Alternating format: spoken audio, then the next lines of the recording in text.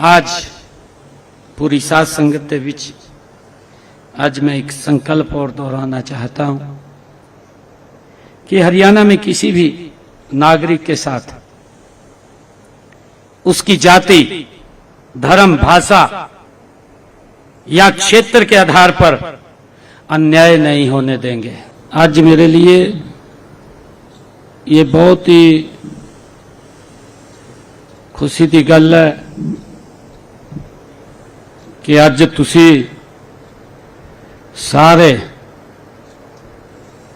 संत कबीर कुटीर विच आए ने। सब ते पहला तां तुहानू मैं जी आयां नूं आखदा हां। मैं पड़भागी हां कि तुसी संत कबीर कुटीर विचों पधारे और हमें आके तुसी इनू पवित्र किया सी। मैं तब स्वानू मेरी बेनती है कि एक मिलकर के जोरदार जयकारा अस्सी लगाइए। श्री वाहिगुरु जी का खालसा, वाहिगुरु जी की फतेह। आज ये गर्व हो रहा है मित्रों। अभी हमारे भाई ये बैठे हैं कि बोल रहे थे कुलवंत सिंह जी कि आपकी आंखें भी वैसी लग रही हैं हमारे जैसी। कुलवंत जी आपने अलग कैसे सोच लिया? ये रिश्ता अगर कोई है, ये हमारे नाखून और इस मांस का रिश्ता है।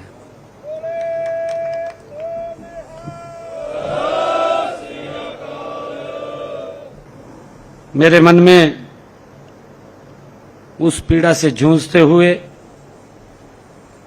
अपने सिख भाइयों और बहनों के प्रति मैं कृतज्ञता, श्रद्धा और आत्मीयता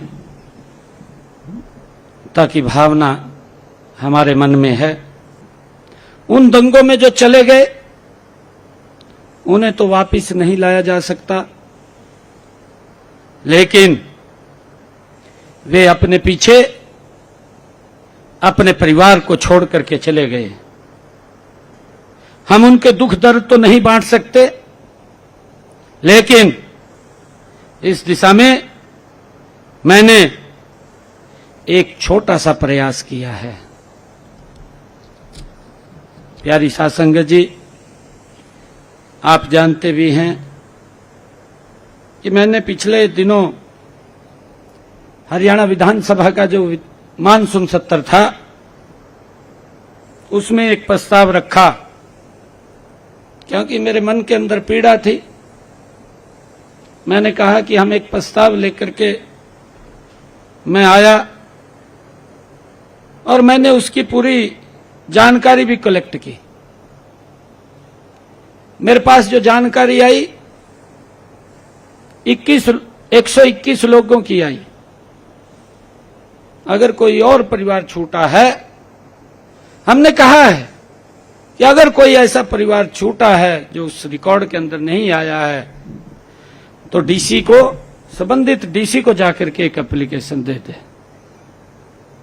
उसके ऊपर हम सहानुभूति पूर्वक विचार कर रहे हैं और हमने निर्णय किया कि जो प्रभावित परिवार हैं, इफेक्टेड परिवार हैं, अरे जिन परिवारों के अंदर एक कमाने वाला था वही चला गया, परिवार वो गरीबी रेखा के नीचे चला गया।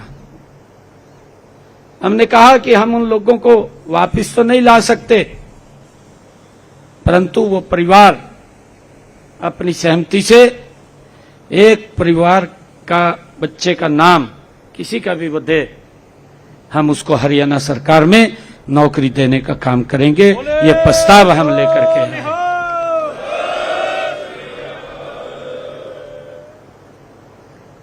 और मुझे बताते हुए आपको गर्व की अनुभूति हो रही है जब ये मैंने प्रस्ताव अपने मंत्रिमंडल के सामने रखा। हमारे मंत्रिमंडल ने 1 मिनट के अंदर इसको क्लियर कर दिया। उन्होंने बिल्कुल भी कोई किंतु परंतु नहीं हुआ। एक आवाज के अंदर पूरा मंत्रिमंडल सहमत हो गया है। प्यारी साध संगत जी, हम सब जानते हैं कि आदरणीय प्रधानमंत्री नरेंद्र मोदी जी ने सत्ता में आने के बाद संकल्प लिया। इतने लंबे समय से आप लोग देख रहे हैं, फाइल को भी बंद कर दिया। जो लोग इसके अंदर अग्रणी भूमिका में थे, जिन्होंने यह अत्याचार किया, हमारे सिख समाज के लोग बार बार उस बात को लेकर के न्याय की गुहार लगाते रहे कि हमें न्याय नहीं मिला। माफी तो बहुत दूर की बात थी, माफी मांगने वाली तो बहुत दूर की बात थी, न्याय तक नहीं मिला। उसके लिए परिवार घूमते रहे कि हमें न्याय मिले। जिन लोगों ने इतना बड़ा ये काम किया है, लोगों के घरों को जला दिया, उनके कारोबार को फूंक दिया और किस प्रकार से गले में टायरों को डाल करके मौत के घाट उतार दिया। और वो लोग ऐसी घूम रहे थे, न्याय नहीं मिला। आदरणीय मोदी जी जब 2014 में आप सबके आशीर्वाद से, वाहिगुरु जी के आशीर्वाद से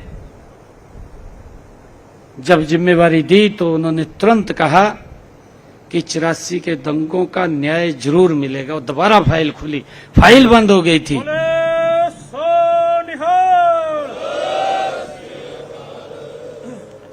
फाइल को बंद कर दिया था, डस्टबिन में डाल दी थी, कोई न्याय नहीं मिला था। परंतु मोदी जी ने आकर के उस फाइल को खोला और न्याय दिलाने का काम किया। वो व्यक्ति आज सलाखों के पीछे है, आप सब जानते हैं।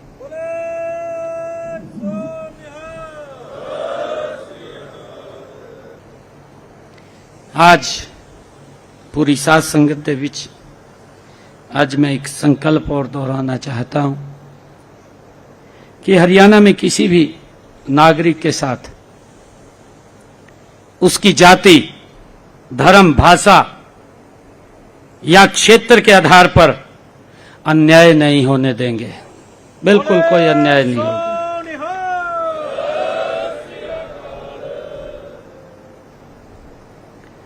प्यारी साध संगत जीओ, सिख समाज के प्रति हमारी सरकार का प्रेम केवल शब्दों में नहीं है।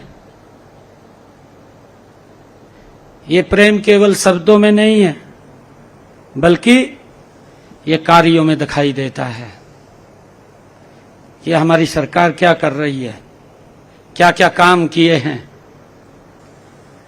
हम सब जानते हैं कि चाहे गुरु नानक देव जी के 550वां प्रकाश पर्व हो, श्री गुरु गोविंद सिंह जी का 350वां प्रकाश पर्व हो, या करतारपुर कॉरिडोर की शुरुआत हो, हर कदम पर हमारी सरकार ने श्रद्धा और सम्मान के साथ काम किया है। प्यारी साध संगत जी, आप सब जानते हैं कि दिसंबर 2022 में हमारे हरियाणा सिख गुरुद्वारा प्रबंधक समिति की स्थापना की गई थी। इसमें हमारे सिख समाज के काफी समय से चली आ रही मांग को भी पूरा किया गया है। इससे हमारे हरियाणा में सिख समुदाय को स्वायत्तता मिली है, आप सब जानते हैं। और मुझे ये बताते हुए गर्व की अनुभूति हो रही है कि जब मेरी ये दूसरे टर्म की सरकार बनी, जब मैंने दूसरी बार शपथ लिया, और शपथ लेने के तुरंत बाद मेरी पहली कैबिनेट की मीटिंग थी। मैंने अपनी पहली कैबिनेट की बैठक के अंदर अधिकारियों को कहा कि लंबे समय से जिस स्थल के ऊपर गुरु नानक देव जी ने 44 दिन रह करके तपस्या और समाज को एक शिक्षा देने का काम किया है, उस भूमि के ऊपर पवित्र चिल्ला साहिब गुरुद्वारा, वो 70 कनाल भूमि, वो अभी भी वहां नगर पालिका के नाम थी। हमने पहली कैबिनेट के अंदर निर्णय किया, आप सब जानते हैं कि चिल्ला साहिब की पूरी जमीन 70 कनाल वो अपने चिल्ला साहिब गुरुद्वारा के नाम कर दी जाए, और वो हो गई है।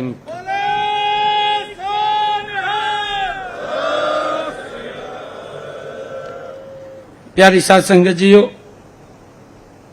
यमुनानगर के अंदर मेडिकल कॉलेज का निर्माण हो रहा है और हमने निर्णय किया है कि गुरुग्राम में जो मेडिकल कॉलेज बन रहा है उसका नामकरण हिंद की चादर सर्वंशदानी श्री गुरु तेग बहादुर जी के नाम से मेडिकल कॉलेज का नाम वो रखा जाएगा।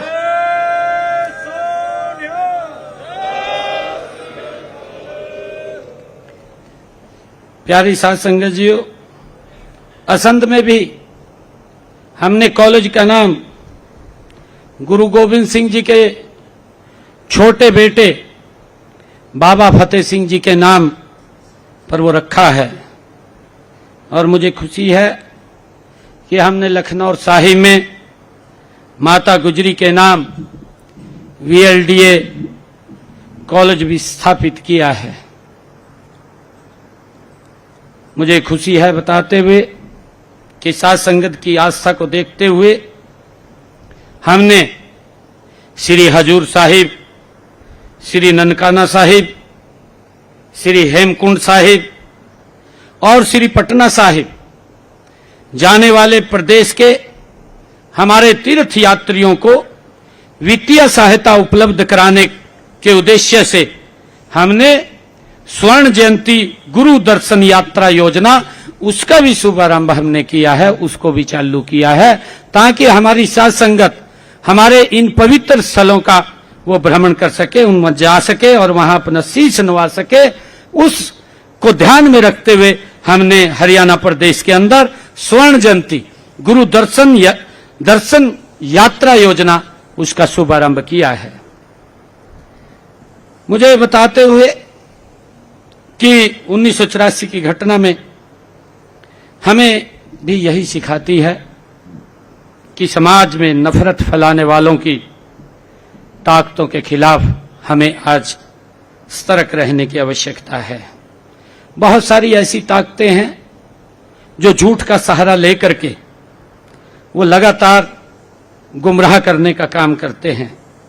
हमें कभी भी, मैं आज आप लोगों के बीच में ये आग्रह भी करना चाहूंगा, कभी भी विभाजन की राजनीति में नहीं फंसना चाहिए।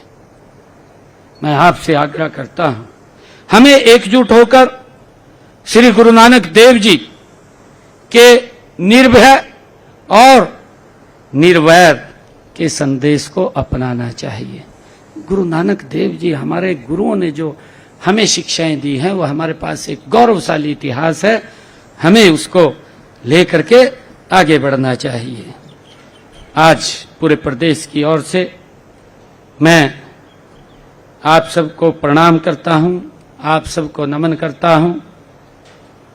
1984 की पीड़ा और उसके बाद न्याय पाने के संघर्ष ने हमें सिखाया है कि न्याय के लिए लंबी लड़ाई लंबी हो सकती है, न्याय पाने के लिए कठिन भी हो सकती है, लेकिन अंत में जीत न्याय की होती है, ये हम सबको मालूम है। प्यारी साध संगत जीओ, आइए आज हम सब मिलकर के ये संकल्प लें कि 1984 जैसी त्रासदी फिर कभी नहीं होने देंगे। हम मिलकर के विकसित भारत और विकसित हरियाणा का निर्माण करेंगे, जहां केवल भाईचारे, प्रेम और न्याय का बोलबाला होगा। मैं आप सबका आभार व्यक्त करता हूं। आपने प्रदेश के कोने कोने से आज इस संत कबीर कुटीर में यहां पधार करके मेरा जो सम्मान बढ़ाया है, मैं इसके लिए आप सबका दिल से धन्यवाद करता हूं, आप सबको प्रणाम करता हूं। और आप सबको मैं ये कहना चाहूंगा कि हम सब मिलकर के, जो आदरणीय प्रधानमंत्री जी का संकल्प है कि हमने भारत को विकसित राष्ट्र बनाना है, और विकसित राष्ट्र, ये विकसित हरियाणा उसमें अपनी प्रमुख भूमिका अदा करे, उसको लेकर के हमने मिलकर के काम करना है। भाइयों, जहां भी आप कहेंगे मैं वहां पर तुरंत आप लोगों के आदेश के ऊपर पहुंच जाऊंगा, परंतु हमने हरियाणा को गति से आगे बढ़ाना है। मेरा आप लोगों से आग्रह है। मैं आप सबका पुनः यहां पधारने पर बहुत बहुत स्वागत और अभिनंदन करता हूं। श्री वाहेगुरु जी दा खालसा, वाहेगुरु जी दी फतेह।